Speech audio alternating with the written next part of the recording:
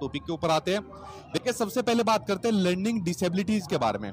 अब असल में आपके सीटेट के सिलेबस में एक पूरा चैप्टर है लर्निंग का यानी अधिगम का, जिसमें आपको लर्निंग से संबंधित क्वेश्चन आते हैं, लर्निंग को प्रभावित करने वाले कारक आते हैं, और कभी रेयर चांस होता है लर्निंग से संबंधित जो मनोवैज्ञानिक होते हैं उनके बारे में पूछ लिया जाता है। और उसी का एक छोटा सा पार्ट है आपका लर्निंग डिसेबिलिटी, जहां से क्वेश्चन आपके एग्जाम में आते हैं। यहाँ से क्वेश्चन आपके किसी भी सब्जेक्ट में पूछ सकता है, सीडीपी में पूछ ले, यूएस पूछ ले, मैथ्स पूछ ले, लैंग्वेज पूछ ले, सोशल साइंस या साइंस, किसी में भी पूछ सकता है। ठीक है, देखिए जो चैप्टर का नाम है लर्निंग डिसेबिलिटीज, इसके नाम से ही आपको पता चल रहा है कि सीखने में जो डिसेबिलिटीज होती है उसी को कहा जाता है लर्निंग डिसेबिलिटीज यानी कि अधिगम विकार। अब आप लोग कोई भी चीज सीख रहे हो, मान लीजिए आप लोग मुझसे सीडीपी सीख रहे हो या हिंदी सीख रहे हो, तो सीखने के दौरान मान लीजिए किसी को कोई सही तरीके से पढ़ नहीं पा रहा चीजों को, कोई सही तरीके से लिख नहीं पा रहा, ठीक है, तो या कोई सही तरीके से बोल नहीं पा रहा, तो सीखने में जितनी भी तरीके की प्रॉब्लम आती है उन सभी को कहा जाता है लर्निंग डिसऑर्डर यानी कि लर्निंग डिसेबिलिटीज के नाम से जाना जाता है। ठीक, अब ये होती कितने टाइप की है उनके बारे में पढ़ते हैं जो आपके एग्जाम में आती है।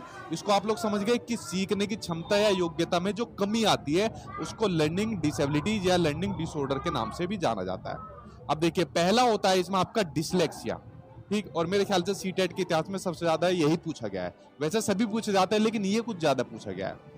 डिसलेक्सिया होता है आपका पढ़ने से संबंधित विकार। अब देखिए बच्चा जब कोई भी चीज को पढ़ता है या आप लोग भी किसी चीज को पढ़ते हैं, तो पढ़ने में अगर किसी को प्रॉब्लम फेस आ रही है, कोई फ्लुएंटली नहीं पढ़ पा रहा, कोई सही तरीके से क्रम वाइज नहीं पढ़ पा रहा या चीजों को उल्टा सीधा पढ़ रहा है, तो पढ़ने से संबंधित A to Z जितने भी विकार होंगे उसको कहा जाएगा आपका डिसलेक्सिया कहा जाएगा। क्या कहा जाएगा? डिसलेक्सिया कहा जाएगा, जिसमें बच्चा पढ़ने में प्रॉब्लम फेस करता है, ये होता है आपका डिसलेक्सिया। अच्छा एक चीज और, जो आपका सीटेट के एग्जाम में जितने भी क्वेश्चन हुए हैं, आज की वीडियो को देखने के बाद आप लोग प्रीवियस ईयर के क्वेश्चन पेपर लगाना, मतलब जो मैंने आपको नोट्स के अंदर दे रखे हैं जितने भी प्रीवियस ईयर के क्वेश्चन है 2011 से लेकर 22 तक के, शायद कोई ऐसा क्वेश्चन बचेगा जिसका आंसर आप ना दे पाओ, सभी का आंसर आप लोग दे दोगे आज की वीडियो को देखने के बाद, बस इनको समझ लेना। ठीक, जैसे मैंने कहा डिसलेक्सिया होता है आपका पढ़ने से संबंधित विकार, यानी पढ़ने से संबंधित जितने भी तरीके के डिसऑर्डर हो जाएंगे वो हो जाएंगे आपके डिसलेक्सिया हो जाएंगे। ठीक, दूसरा नाम है आपका डिसग्राफिया। तो डिसग्राफिया होता है आपका लिखने से संबंधित विकार। अच्छा देखिए मैं आपको साथ साथ कुछ ट्रिक भी बताते जाता हूं।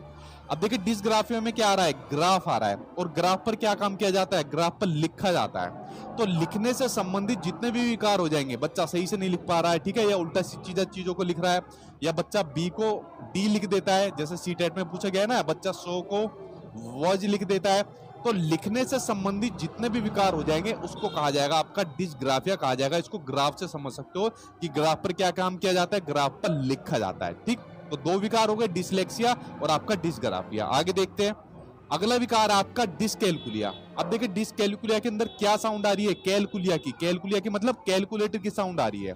अब कैलकुलेटर पर क्या काम किया जाता है, कैलकुलेटर पर कैलकुलेशन की जाती है।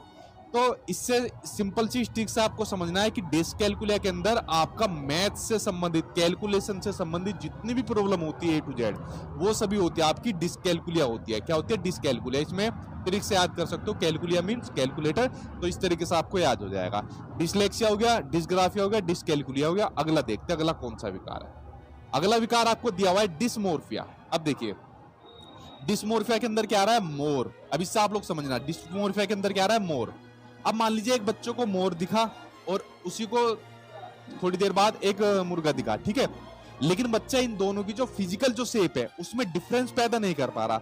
बच्चा मुर्गे को भी मोर कहता है और मोर को मुर्गा कहता है, मतलब उनकी शारीरिक बनावट के आधार पर बच्चा भ्रम की स्थिति में जा रहा है, कंफ्यूज हो रहा है बच्चा। तो जब शारीरिक बनावट के आधार पर बच्चा भ्रम की स्थिति में चला जाए, कंफ्यूज हो जाए, तो वो हो जाता है आपका डिसमोर्फिया हो जाएगा आपका। और डिसमोर्फिया के अंदर आपका क्या आ रहा है, मोर। तो मोर और मुर्गा से इस ट्रिक से आप लोग याद कर लेना, जब बच्चा मोर और मुर्गा दोनों को एक जैसा समझना शुरू कर देता है, ये हो जाएगा आपका डिसमोर्फिया हो जाएगा। ये कुछ ट्रिक है, इन ट्रिक के माध्यम से आपको कभी भूल नहीं पाओगे इन सबको, ठीक है। चलिए आगे देखते हैं अगला कौन सा विकार है। डिसमोर्फिया के बाद बात करते हैं डिसफेजिया। अब देखिए फेजिया के अंदर क्या आ रहा है, ये होता है आपका भाषा से संबंधित विकार, जब कम्युनिकेट नहीं कर पाता बच्चा सही से। डिसफेजिया के अंदर आ रहा है फेज, यानी फंस गया बच्चा, यानी बोलते टाइम बच्चा फंस गया। अब जैसे मान लीजिए कोई बच्चा है, ठीक है, मान लीजिए छोटी बच्ची है, इसको अपने पापा से मम्मी से बात करनी है, तो इसको बहुत सारी चीजें कहनी है, ठीक, बहुत सारी चीजें कहनी है, बहुत सारे अपने विचारों को अव्यक्त करना है, लेकिन कह नहीं पा रही है। क्यों? क्योंकि भाषा से संबंधित विकार है, सही तरीके से अपने को अव्यक्त नहीं कर पा रही है। तो जब ये बोलते टाइम फंस रही है, अपने विचार को अभिव्यक्त नहीं कर पा रही है, तो हो जाएगा आपका डिस्फेजिया हो जाएगा, यानी भाषा से संबंधित आपका विचार हो जाएगा जब बच्चा कम्युनिकेट सही तरीके से नहीं कर पा रहा। 5 विकार हो गए। अगला विकार आपका डिस्प्रेक्सिया। डिस्प्रेक्सिया होता है आपका शारीरिक कौशल से संबंधित विकार, जब बच्चा अपनी आंखों का और हाथों का कॉन्टैक्ट सही तरीके से नहीं बना पाता। अब देखिए आप लोग सिंपल से एक काम करना, जैसे मेरे हाथ में पेन है, अब मैंने इसको उछाला और मैंने पकड़ लिया, आप लोग भी पकड़ सकते हो, शायद कोई इससे छूट भी जाएगा लेकिन दोबारा में पकड़ लेगा। ठीक है, जैसे आज इंडिया और पाकिस्तान का मैच है और मैं जाके देखूंगा, आप लोग भी देखना। तो जब बॉल को कैच पकड़ते हैं तो प्लेयर आराम से कैच पकड़ लेता है, अगर कोई छोड़ देगा तो, लेकिन 2-3 बार अगर वो दोबारा बॉल दी जाएगी तो पकड़ जरूर लेगा। लेकिन अगर बच्चा कई बार में भी नहीं पकड़ पा रहा, अगर बच्चा बॉल आ रही है तो हाथ उसका यहाँ पर है और देख यहाँ पर रहा है, यानी अपनी आंखों का और अपने हाथों का कांटेक्ट नहीं कर पा रहा, आपस में तालमेल नहीं बना पा रहा, माइंड मसल्स कांटेक्ट नहीं बना पा रहा, तो आपका डिस्प्रेक्सिया हो जाएगा। ठीक है, क्या हो जाएगा? आपका डिस्प्रेक्सिया हो जाएगा, शारीरिक कौशल से संबंधित विकार, कि अगर उसकी तरफ को बॉल फेंकी तो हाथ इधर कर रहा है और देख बॉल की तरफ रहा है। ठीक है, तो ये हो जाएगा आपका डिस्प्रेक्सिया हो जाएगा। 6 समझ गए आप लोग? आगे देखते हैं। अगला विकार आपका डिस्थीमिया। अब देखिए इस पूरे चैप्टर की बेसिकली थीम क्या निकल कर आ रही है, ये मैं आपको एक ट्रिक बता रहा हूँ। ठीक, इस पूरे चैप्टर की जो आपकी थीम निकल कर आ रही है वो तनाव से संबंधित थीम निकल कर आ रही है। ठीक है, अगर मान लीजिए किसी बच्चों को डिसऑर्डर हो जाएंगे तो बच्चा तनाव में ही रहेगा। ठीक है, सही तरीके से किसी चीज को सीख नहीं पाएगा। तो बेसिकली डिस्थीमिया होता है आपका तनाव से संबंधित विकार। ये छोटे बच्चों में क्या, बड़े बच्चों में भी होता है, आप लोगों के अंदर भी है।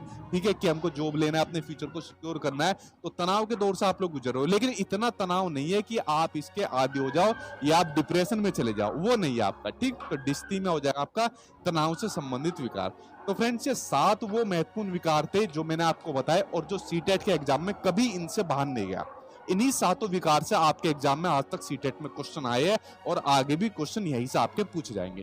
तो 7 विकार आपको बताए, 7 आई होप आप लोगों की समझ में आ गए होंगे, ट्रिक से भी बताए। लेकिन लर्निंग डिसऑर्डर के अंदर मैंने अपनी तरफ से कुछ और डिसऑर्डर लिए हैं जो इस बार आपके सीटेट के एग्जाम में ऑनलाइन में काफी पूछे गए थे, और आई थिंक इनका प्रचलन आपका सीटेट के 2018-19 पेपर से काफी शुरू हो गया है। यहां से भी क्वेश्चन आपके एग्जाम में आता है। जैसे एक आपको देखने को मिलता है जो डिसऑर्डर है जिसका नाम है ADHD, आजकल काफी चल रहा है, खासकर टीचिंग एग्जाम में बहुत चल रहा है। ठीक है, ADHD जिसकी कई बार फुल फॉर्म भी पूछ ली जाती है, इसका मतलब होता है आपका अटेंशन डेफिसिट हाइपरएक्टिविटी डिसऑर्डर। ये होता है आपका ADHD की फुल फॉर्म होती है। अब देखिए इसमें क्या होता है, इसमें बच्चा एक चीज पर अपना ध्यान केंद्रित नहीं कर पाता, इसके नाम से पता चला ना, अटेंशन डेफिसिट, यानी अटेंशन की कमी होती है। जैसे आप लोग अभी कुछ वीडियो देख रहे हैं, कुछ लोग का ध्यान यहाँ पर नहीं है, कमेंट बॉक्स में ध्यान लगाकर रिप्लाई दे रहे हैं, और पूजा जी कैसे हो आप, ठीक है क्या काम कर रही हो आप, इस तरीके से कमेंट कर रहे हैं यहाँ पर। लेकिन ये विकार नहीं है। अगर मैंने कहा भाई ध्यान से पढ़ लो वरना ब्लॉक मार दूंगा, ध्यान से पढ़ लो वरना आपका जॉब नहीं मिलेगी, तो आपका ध्यान लग जाएगा, तो ये आपका डिसऑर्डर नहीं है। लेकिन अगर कोई बच्चा प्रॉपर्ली ध्यान नहीं लगा पा रहा, कितना भी उसको प्रैक्टिस करा ली, सब चीज करा ली, ध्यान नहीं लगा पा रहा, तो उसके अंदर आपको ये विकार देखने को मिलेगा। और दूसरी टर्म होती है इसमें हाइपर एक्टिव, यानी बच्चा बहुत हाइपर एक्टिव मिलेगा। जैसे कुछ बच्चे होते हैं जैसे कमेंट के अंदर अपना आंसर देते हैं, बहुत जल्दी जल्दी आंसर देते हैं, अपने एक ही क्वेश्चन को पूछना है उसको बहुत जल्दी जल्दी कॉपी करते हैं।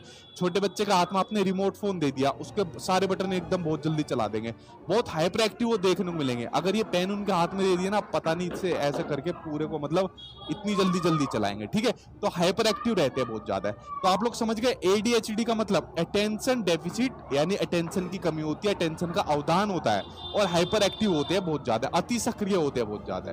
ठीक, तो इसमें बच्चा एक चीज पर ध्यान केंद्रित नहीं कर पाता और बहुत ज्यादा हाइपर एक्टिव होता है, ये होता है आपका ADHD। ठीक, इसको आप लोग यहाँ तक समझ गए।